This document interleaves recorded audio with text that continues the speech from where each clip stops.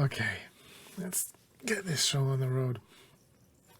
Hey everyone, my name is Eike, or as you might know me via the internet, I'm Thimras. That's a lot easier to pronounce than my German name. I've been told by several people that it would be very good if I went and not only showed my ugly mug on the internet, but also explained a little what I've done in my previous videos.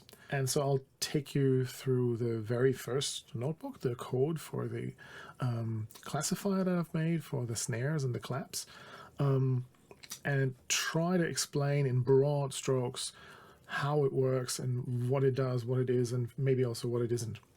So without any further ado, I will set myself, I will diminish myself, and we'll get into it. So this is a notebook on Google Colab. The idea in notebooks is that you can execute code as well as write regular text that describes what you're doing or discusses results or just, keeps ideas and so on. The very first cell doesn't have to worry you at all because that's just the libraries that we need to load to make any of this work in the first place. When you develop all of this stuff, you don't know at the beginning what you're going to need, so you just import stuff as you know, and then you experiment, and then you don't need it. And so at the end, when you're done, you just take everything that's left over that you've ended up using, put it in one place, so it's out of the way, and you don't have to worry about it again. And then you click one button, which is this one, and it just all loads, and then you can just use the rest. That's the idea. So the very first thing that we're doing is defining a data set. The framework that I've been using to develop these classifiers and all of this stuff is called PyTorch. And PyTorch has a very useful tool called the dataset. It's a very general idea around how to prepare your data so that it can be accepted by the model for training. Basically make it, like, line it up nicely and, neatly and talk. Make it like you fit paper into a printer, kind of like that. That's what it does. It has a whole bunch of functions like telling you how many, like this was the, as you can imagine, len stands for returns the length of the data set or the amount of samples in it, stuff like that. Get item speaks for itself, and as you can see here, we're using audio, we're loading audio, so it has an audio file, it gets the sample rate, and so here librosa is from up here is the library that we're using to deal with the audio files, and it's actually able to resample, so that's why it returns the sample rate as well as takes in the sample rate that it loads at here. So what's output here is the actual sample rate that your resulting file will be in. So that's all. This is all the sort of thing that you can do when you define the data set and the handling. For example, we make sure that they're all the same length and so on, that kind of stuff. Yeah. So as you can see here, we are doing all of this in MEL spectrograms. A spectrogram is basically an image that shows you the frequency distribution over time, like the power across the frequency spectrum across time. It looks like a heat map of frequency over time. That's what it looks like. And so what we're basically doing is, instead of having a cat and dog detector or a program that distinguishes cats and dogs, finds cats on the internet, we're reading these heat maps, and I will show you them later. We're reading these heat maps and we're classifying them to identify what kind of sound they are. Okay, so next. The next thing we need to do is build the network, the brain, basically, that learns all the features of our spectrograms to determine and to remember which sound has which characteristics, and then to determine which is which. That's what our ear does automatically after a while, right? Now, when you're little, you don't know what things are, but when you've heard a couple of snares and a couple of claps, then you know the difference, and your brain automatically tells you what it is already when you hear it. So And this is the brain that we need to train, that we want to help learn and distinguish these two things. Again, there are a whole bunch of numbers that are, details around how it all works, but the ones that explain kind of how it fits together are the channels. If you look at this one here, is one input channel and it has 16 output channels. The 16 output channels plug into the 16 input channels here of the next layer and so on. Here's 32, 64 goes into this one. And then here we have the same in the linear layers. They're just a different kind of computational system to deal with the data at that particular point in the network. It goes from 256 down to 128, and the 128 plugs into this one, goes down to 64, and so on and so on and so on. And in PyTorch, the structure gets then, this is kind of defining the Lego pieces, and this is plugging them together. In the forward function, you determine how the model is actually put together. So well, you can't do it in this case, but the thing where you can see how this is useful is you define the dropout Lego piece once, and then you use it as many times as you want. Yeah, so that's one way that this is helpful and useful. Okay, so now this is just a quick command for in Colab. I'm basically in the cloud. We aren't. I'm not on my local machine, so I want to know where I am. So I'm in the content folder, which contains the drive folder, which contains my Google Drive, and that's where the data is. Now we're getting to the juicy part, because this here, is where we define how our data set is set up. So we have a location where all the data is, and the way that is set up is we give it two classes by having two different folders with stuff in it, and it just remembers which folder it took it from, and that's the class. That's it. That's all there's to it. So in theory, I could use this and give it 12 folders or 17 or whatever, and it would just assign the folder that it came from within this parent folder as the class. It's very useful when you don't want to mess with your structure and you just want to add classes after a while. So the number of Melbands is 156. That's a division of the audio spectrum that we spoke about before. And the length of the sample is 1 second. That's enough for a snare, easy. So the test size refers to the amount of data that is being kept aside to make sure that you can test your system on data that it hasn't seen before. If you trained your machine on all the available data, you would have nothing left to tell whether it's just simply learned everything by heart or whether it has learned the general principles and general features that make up the things that you want to determine, and can find them in the real world. This way, you have a couple of samples left behind that you can use to test the model and see, oh, okay, it hasn't seen these before. How is it performing on those? Sample rate should be self-explanatory. And the hop length is the size of the temporal window for our analysis of the frequency bands. So you can't do it all at once, and you can't do it sample by sample. That would be really, really expensive. You have to look at how you like what length of time you chop off the audio file to calculate which frequencies are represented in it at what level and so on. And 512 is a very common number in this case. I think it's a quarter of the FFT. It goes too deep in scope for this one. Ask me and I'll look it up. Happy to explain it otherwise. So further down, we then have a couple of helpers that help us shove the data into the model when it's training. And here we initialize the model and then put it onto the GPU if we have one. If we don't, which CUDA will do to you after 3-4 hours something, it does everything on the CPU, which takes bring a book. So this is what the model looks like. This is literally a summary of the model given the parameters with which we've just constructed it.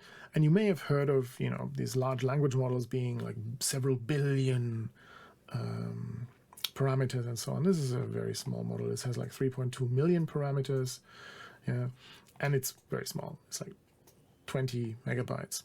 That's nothing. Yeah. You can run this on your phone in principle once it's trained.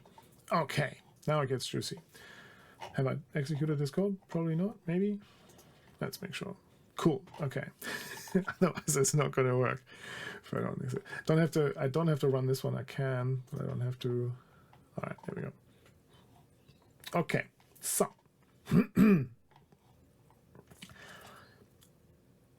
for some reason, smart people decided to call the totality of when the model has seen all the data once. That's an epoch. That's, you can call it anything, but that's a common name for it.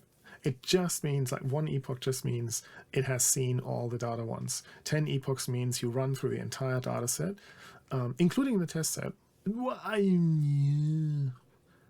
in our case, including the test set. You don't have to do a validation after every epoch, but it's a good idea to run through the entire data set once.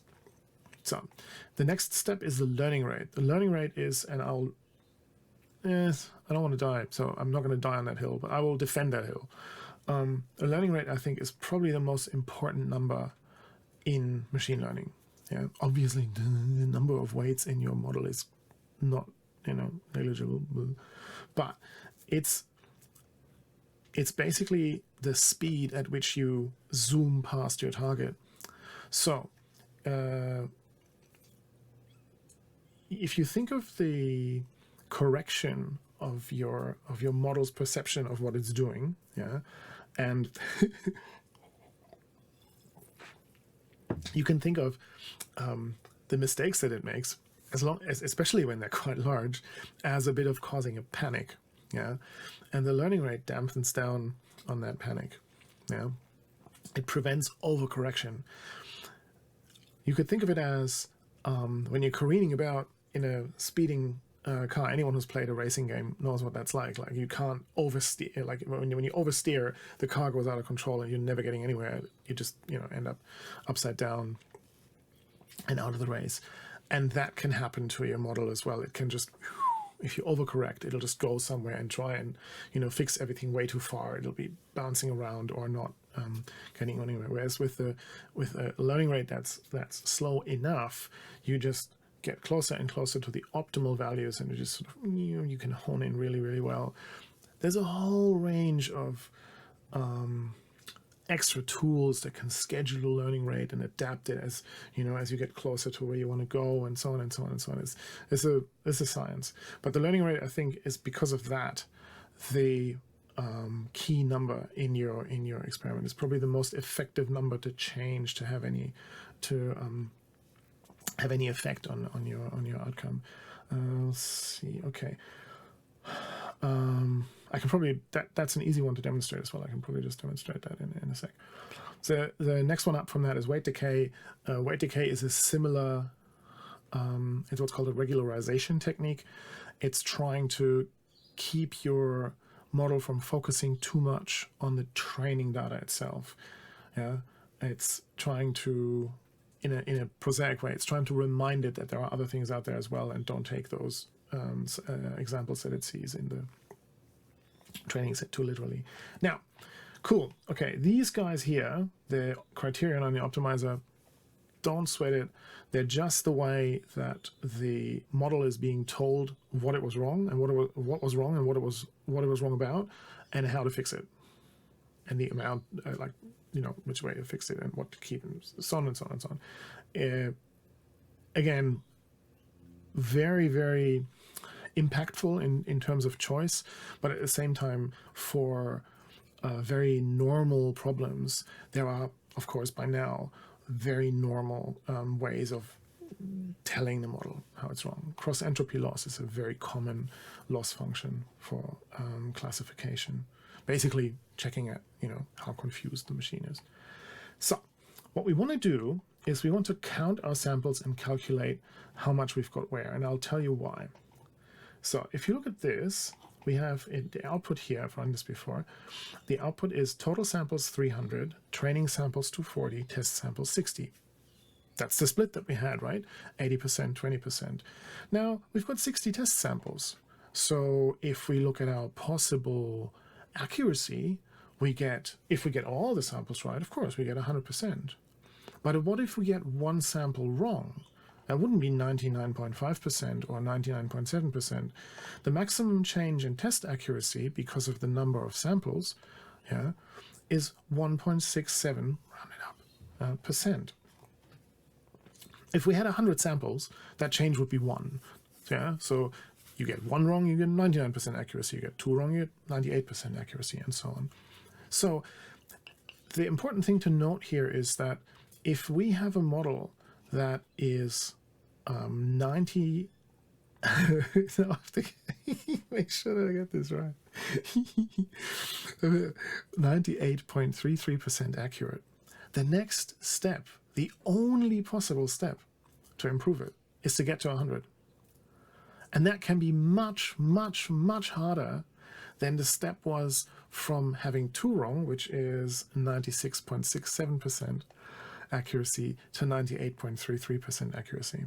That's a bit of a curse of machine learning, but it's good to have that number in mind, because you can, if you are unaware of what the possible numbers are in your results, especially when you have smaller training sets like this one, you can tear your hair out and try to make the model better, and you're not getting past this number. And this is why, even though your model underneath might actually be performing a lot better, if you had a lot more samples, it might actually creep up slowly, but it won't, because you only have so many samples, and 100% accuracy is actually a really difficult to achieve number. So now let's run this sucker and I'll show you what's going on.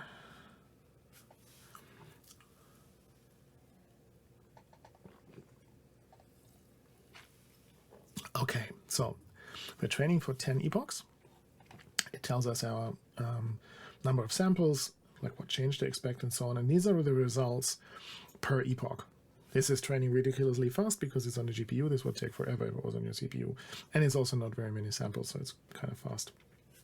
In big data machine learning and so on, these are thousands, if not millions of samples. So this is a bit different.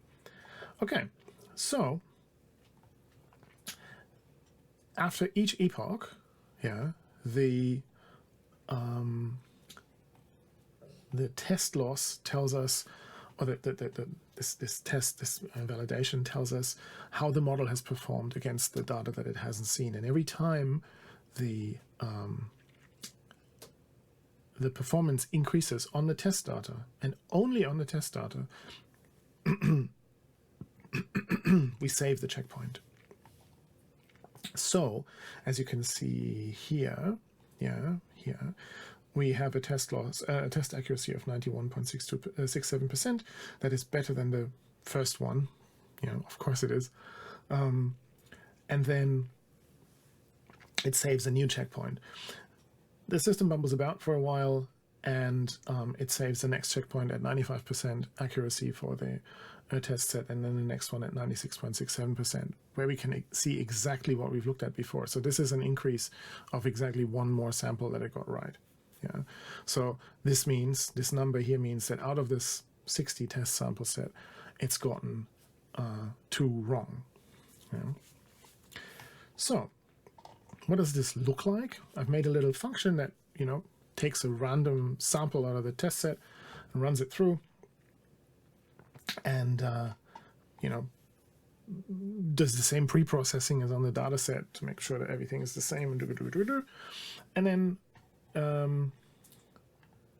makes a little player, shows the waveform of the sample, shows the spectrogram. So this is what a MEL spectrogram actually looks like. Like I said, there's a heat map of the level of the different frequency bands. This is the spectrum converted back to hertz, but as you can see here, these block-like things, this is still in a, a discrete format. So I'll try and play this and hope that this is captured. Yes, it is. Nice. Okay.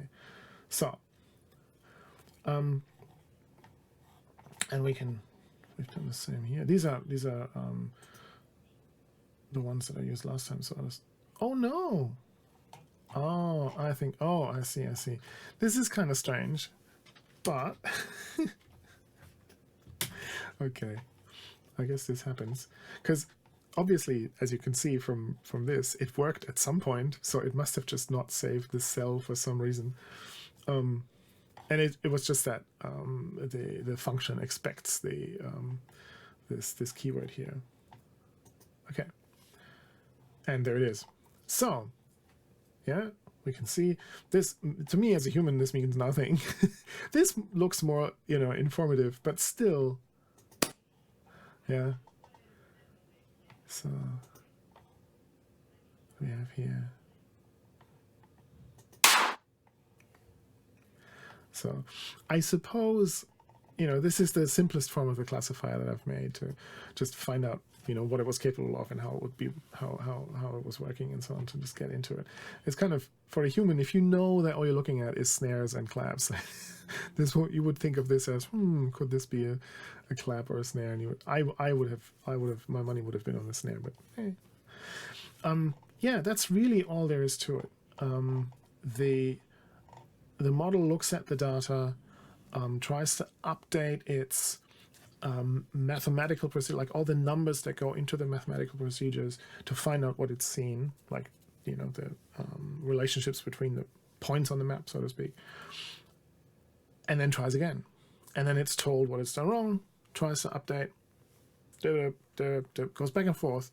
And the trick about teaching it is to give it the right numbers. Sort of how to oversteer, understeer, while, keeping your foot on the gas, so to speak. The more data you have, sure, that's like driving in, different weather conditions. The more practice you get. There's a ton of other things that you can do if you don't have enough data. There's a ton of things you can do to cheat, like same as we do with, in sound design, where we change the pitch a little, change the position relative to things a little, and then, like random variations, and you have a new sample. Same thing works here. It's called data augmentation. It's used all the time. Put a bit of noise in, stretch it a little, squirt a little, squash it, whatever. Yeah. Very useful, but no panacea. The best thing you can do to learn more is more data, and to look at what it's like or what you can do when you don't have data, which is the application that we're looking for, or that I'm looking for, is what I will be talking about in the next video, when I run through the code for the prototypical network that I've used for the firearm database. Currently, I think this prototypical network will be at 3 classes. So I hope this was useful. If you have any questions, feel free to contact me. Normally people point to, like and subscribe. I'm not entirely sure which direction the camera is with respect to what's going to be the YouTube window then. So please just, you know what to do. You've been on the internet for a while. Okay, that was it for me, and I will see you next time. See ya.